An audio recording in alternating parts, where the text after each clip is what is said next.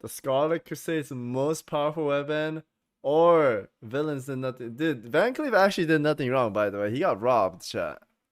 He got robbed. He built the whole place. They didn't pay him. He got mad, right? Yeah, villains? Okay. Villains did nothing wrong. In World of Warcraft, the Horde and the Alliance typically follow two pretty obvious archetypes for the most part. The Horde are the bad guys, and the Alliance are the good guys. Or are they? One of the first enemies Alliance players may fight in World of Warcraft is a direct result of the more deceitful past of the Alliance. It's common you'll find people saying that the Defias Brotherhood did nothing wrong, and are one of the villains in Warcraft who are completely justified in their actions. In order to understand their leader Van Cleef and his Brotherhood's insatiable need for revenge, we'll have to learn about their origins and how the so-called Heroic Alliance had betrayed them. Defias Brothers are But first, a quick word from today's totally unrelated and slightly inappropriate sponsor. Your balls! That's right, today's video is sponsored by Manscaped, the best company for all of your grooming needs. Their newest product is the Performance Package 4.0, which includes the new Skin-Safe Lawnmower 4.0 electric trimmer for your balls, lawnmower, the Weed Whacker ear and nose trimmer, the crop-preserving anti-chafing ball deodorant, the crop reviver ball deodorant, disposable shaving mats, and lastly, a travel bag and official Manscaped boxers. Balls! I've had the pleasure of getting my hands on the new performance package, and let me tell you, it works. You too can elevate your manly grooming needs by using the promo code linked down below. Thank you, Manscaped, for sponsoring today's video. Balls. The Second War has just finished on Azeroth. The Alliance was victorious, and the Orcs' rampage was finally quelled. The humans of the Eastern Kingdoms transitioned into an age of recovery from the violent wars. Stormwind was left in ruin. The Orcs had turned the once regal marble into nothing more than piles of stone. Rebuilding the Jewel of the Alliance would take a monumental effort. The nobles of Stormwind gathered and hired a small army of workers called the Stonemasons Guild, led by lead architect Edwin Van Cleef. People traveled from all over the kingdoms with their families to start anew and rebuild the city. This humongous undertaking to rebuild Stormwind marked a new beginning for many. Finally, the humans could focus on rebuilding their lives instead of worrying about 7-foot-tall roided-up green monsters breaking down their door and throwing axes in their face. Hey, get back to work. This city isn't gonna build itself. Job's done. And voila, the city was rebuilt and was just as, if not more beautiful than before. Holy! Edwin Van Cleef and his hard-working stonemasons ventured to the keep to claim their promised rewards and... My apologies, but we have decided that we are not going to pay you. Man, these guys are assholes! What? The nobles decided that they'd just not pay the stonemasons for their years of work. They expressed that they should have rebuilt Stormwind out of civic pride instead. Even though civic pride had no way of putting food on the table for your family. The reality of the situation was that the Stormwind nobles were undergoing a serious debt. Stormwind's military was expanded deep into places across the Eastern Kingdoms like Hillsbrad Foothills and Stranglethorn. I mean, just look at these guys. There has to be like a dozen of them. Maybe. Look, point is, the nobles have been spending a lot of money and can't spare any coin for the stonemasons. While this might be an embarrassing blunder for some of the royalty, for one particular noblewoman, everything was going according to plan.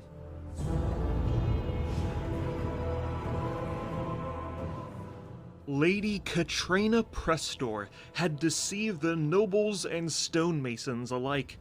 She was secretly the Black Dragon Onyxia. We all have our disguises. The daughter of Deathwing manipulated as much chaos as possible among Stormwind with her treachery, She whispered in the ears of the stonemasons, telling them that they needed to ask for more gold, while also telling the nobles they needed to pay them less for their shoddy craftsmanship. I mean, just look at those logs. That can't be safe. And look here. Where the hell are the safety railings? And look up here. Where even are the textures for the top of the castle? And look at this lion. There's like 5 polygons used for this thing. And lastly, why the hell is there a Brewfest wreath here? It isn't even October. Humans so love their holidays. I mean, of course we do. And yes, that massive debt the kingdom had racked up was also attributed to Katrina Prestor. The stonemasons were reasonably pissed and protested outside of the castle. In an effort to quell this outrage, the nobles disbanded the stonemasons guild, hoping that would make their problem go away. Unsurprisingly, it only made it far worse. Oh shit! Stone by stone, Stormwind shall fall. To battle! What the fuck? How are footmen losing to them? Wait, doesn't Varian's wife die or something here?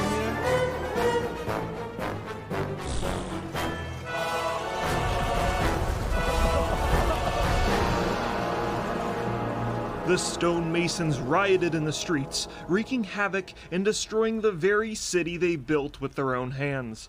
The nobles needed to think quick, or their precious kingdom would turn to rubble once again. Now you see, some nobles actually wanted to fight for the stonemasons' rights and ensure that they were properly paid.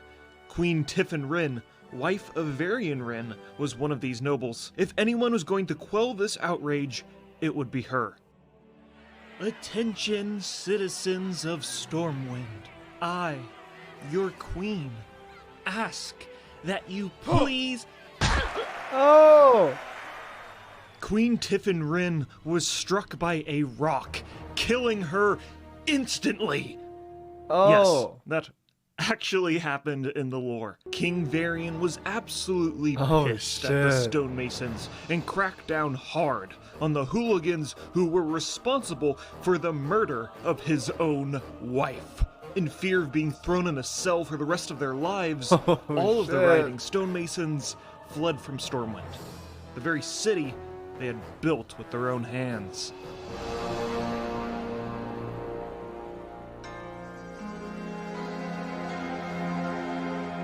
Now imagine for a moment, you are a stonemason. You traveled with your family across the continent to help rebuild Stormwind. You spent years of your life performing back-breaking labor to make a lovingly crafted city that was the jewel of the Alliance, as they said, only to be banished from it and forced to watch as the nobles live their happy lives in their castle that you had built. To say the stonemasons were filled to the brim with spite would be an understatement. And their leader, Edwin Van Cleef, was no exception. You see, Edwin was not just some guy who knew how to make pretty castles. He had an extensive history and was even childhood friends with Matthias Shaw, leader of the SI-7, and was trained in the art of being a rogue.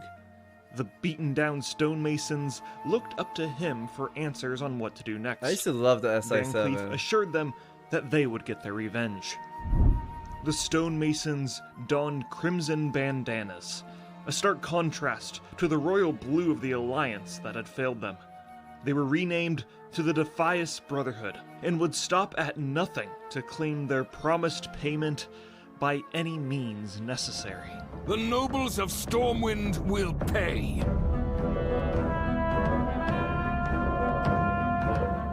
First things first, this newly established criminal organization would need a base of operations. The rundown town of Moonbrook seemed like the perfect location. This is our town, scrub. Yeah, beat it.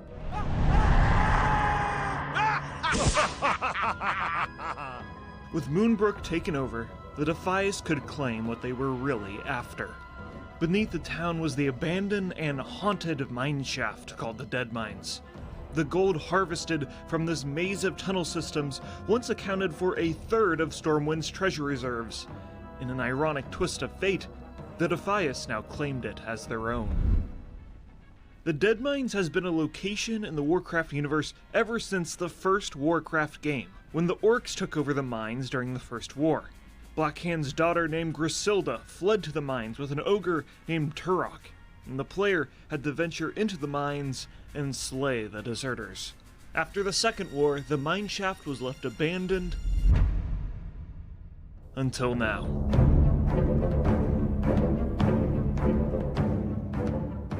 Deep within their headquarters, the Defias organized their attacks against the Kingdom of Stormwind. First was to cripple their food supply. Westfall was known as the breadbasket of Stormwind's kingdom, Yeah, this and guy's halting smart. the farming of crops would deal a Yeah, massive this video blow. is so You're good. looking at me? Defias goons sprawled out across the golden fields and laid claim to the family farms. They'd salt the earth or outright torch the crops and halt all production. Like I mentioned earlier in the video, Stormwind's military was deployed in places all across the Eastern Kingdoms, so the citizens of Westfall were kinda just left to suffer as the Defias bullied them. Meanwhile, Van Cleef used his contacts from when he was an architect to his advantage, and hired a gaggle of goblins to craft a variety of gadgets and gizmos for the Brotherhood. Who's ready to make some money? But the most horrific invention the goblins crafted was the harvest golems. The Defias deployed these robots to inhabit the sacked farms to dissuade them from ever being claimed again. This proved to be effective because, by the light, the harvest golems are such a horrifying mob in WoW that nobody talks about. Out of my field! Target acquired. Harvesting servos engaged. Imagine running through a cornfield while being chased by a giant scarecrow with knives for fingers. They were strong, man. Target destroyed.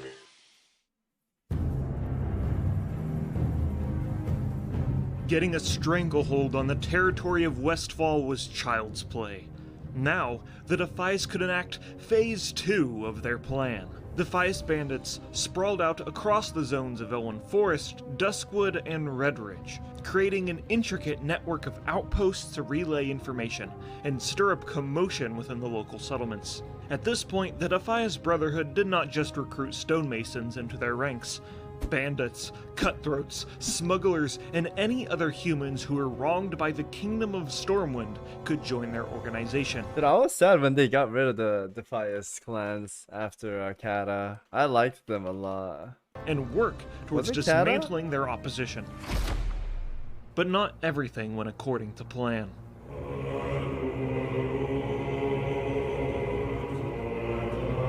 Oh, Stockade.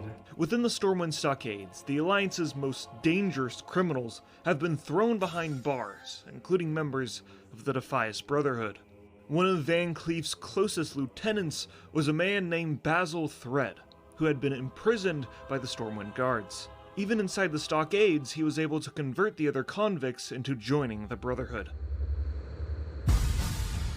When players enter the stockades, the prisoners have erupted into a riot. What sparked this rampage is explained in the quest text for the quest, The Color of Blood.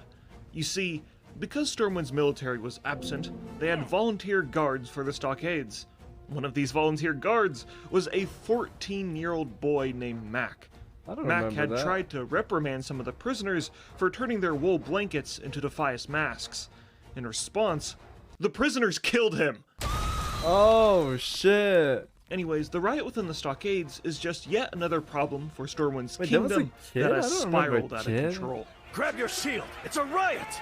Back to your cell! Let's get back to the Defias and their master plan. What is their master plan? Surely it isn't just petty thievery and harassing locals.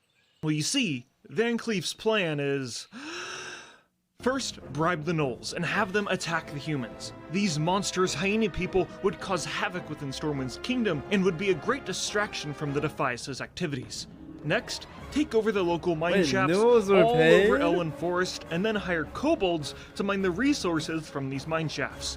Next, use the Defias Holy. outposts scattered across the zones. Dude, Van Cleef's a fucking genius. I didn't know he hired Nose and Kobolds. Dude, I like the story.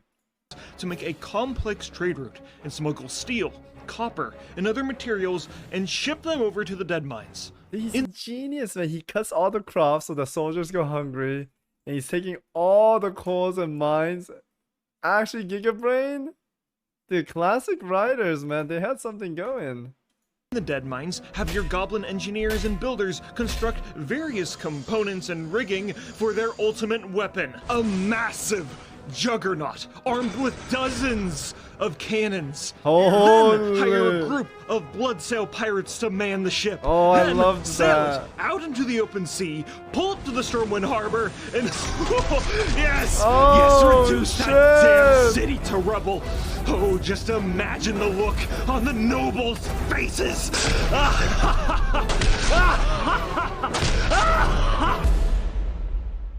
No. It can't be. Have I forgotten? The player characters. Oh, shit. That's right. Van Cleef's plan was foiled how most villains' plans are foiled in the Warcraft universe. The player characters allied with the People's Militia in Westfall and stormed into the Dead Mines. One by one, they defeated Van Cleef's henchmen, starting with his goons, then his engineers, and finally, his crew that was second in command, like Mr. Smite, Captain Greenskin, Mr. Smite was so Cookie. cool. Yes, the Defias has a Murloc chef named Cookie, and there's literally no lore explanation for it. But lore-wise, Mr. Smite and Cookie don't actually die. Mr. Smite returned in the Mist of Yeah, I Pandaria remember. expansion as a rare mob named Yorick Sharpeye in the Vale of Eternal Blossoms. You kill We him, know you it's get him the because he thing. drops a toy that lets you turn into Mr. Smite. As for Cookie, he comes back in another iteration of the dungeon that I'll talk about later in this video. Then he plays a very minor role in the Warlords of Draenor expansion in a garrison mission, and then we find his corpse in Shadowlands, where in Maldraxxus he was Bro. turned into an abomination, and then died again.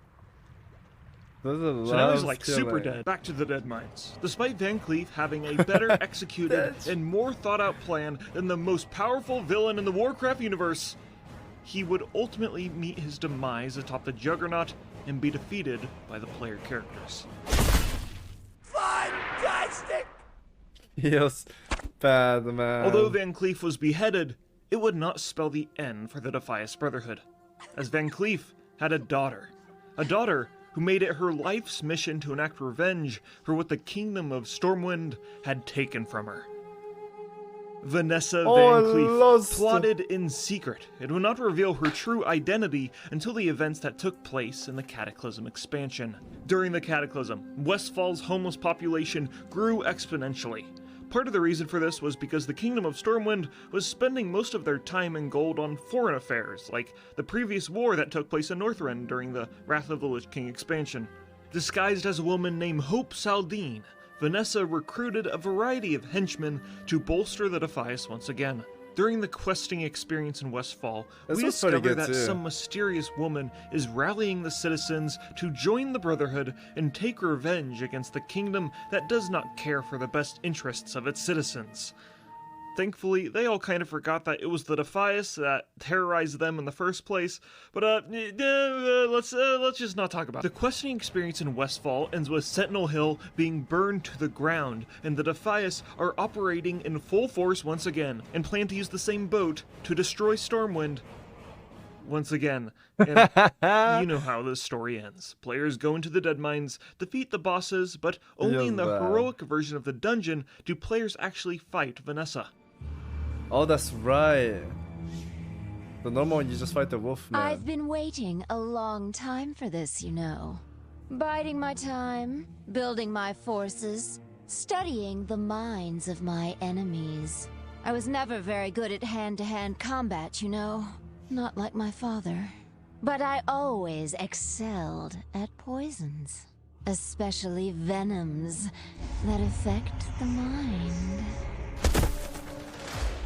The Vanessa Van Cleef fight is one of the craziest fights that has ever been added to the game. So, it starts with her poisoning you, and then you go on a drug trip that starts with you being slowly lowered into a cauldron of molten metal, and then you have to experience the deepest, darkest fears of all the previous bosses in the dungeon. which includes fire and ice flying everywhere, shit tons of spiders, rotating electric balls, and a worgen trying to kill his own family. And then you actually fight Vanessa, and she sets the ship on fire, and you gotta swing on this rope like an action movie, and the fight finally ends with Vanessa blowing herself up. Enough!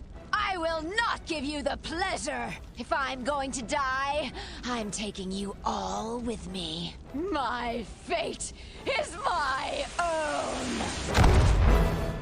Oh shit. This is easily one of the craziest dungeon fights in the game's history, and it's a shame because since this fight is only in the heroic version of the dungeon, it hasn't been made relevant for the last decade.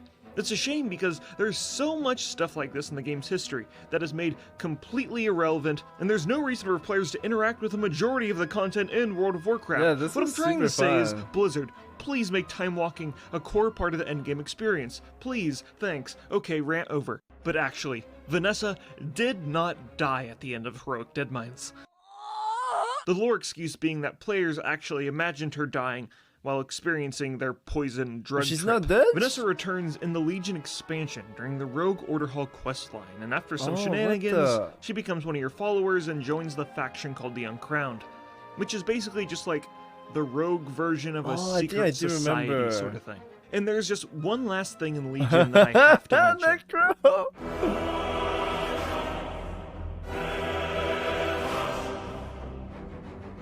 On the demon-infested planet of Argus, the champions of Azeroth fought alongside members of their class order halls, which, for rogues, includes the likes of Defias Thieves. For some reason, I just find this to be the funniest thing ever, because it's like, you're fighting an intergalactic war with spaceship-flying demons and light-imbued super soldiers.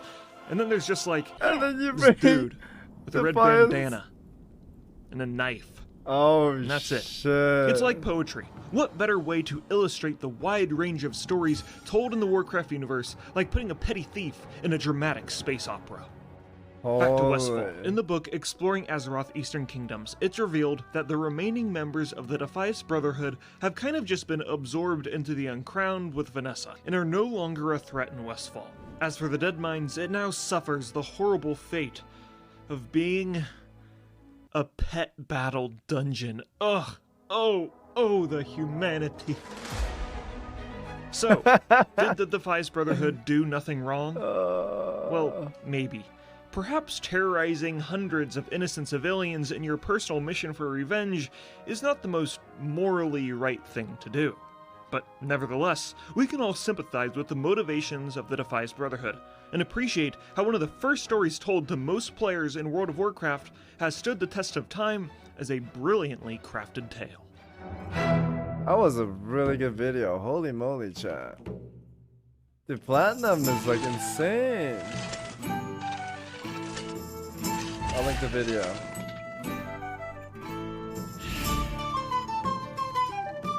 One more video? Okay, I gotta do like one last shot and I gotta go too. Dude, how long did I stream today? We're going super long.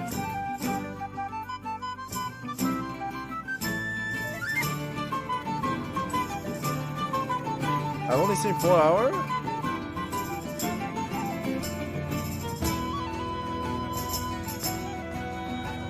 Okay, I'll watch one last one with you. One last.